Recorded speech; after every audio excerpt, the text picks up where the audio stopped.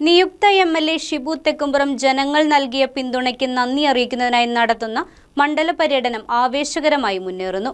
കുട്ടമ്പുഴ പഞ്ചായത്തിലെ പിണവൂർക്കുടിയിൽ നിന്നും ആരംഭിച്ച പര്യടനത്തിന്റെ ഉദ്ഘാടനം കവളങ്ങാട് ബ്ലോക്ക് പ്രസിഡന്റ് ബാബു ഏലിയാസ് നിർവഹിച്ചു.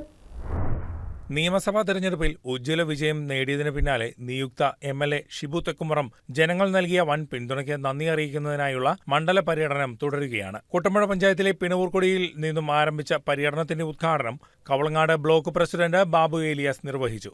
തുടർന്ന് കുട്ടമ്പുഴ കീരമ്പാറ മേഖലകളിൽ പര്യടനം നടന്നു. വന്യജീവി ആക്രമണ പ്രശ്നങ്ങൾ പ്രധാനമായി ഉയർത്തിക്കാട്ടിയ ഷിബു തെക്കുംപുറം ജനങ്ങളുടെ ജീവനും സ്വത്തിനും ഭീഷണിയാകുന്ന സാഹചര്യത്തിന് അടിയന്തര പരിഹാരം കാണേണ്ടതുണ്ടെന്ന് വ്യക്തമാക്കി.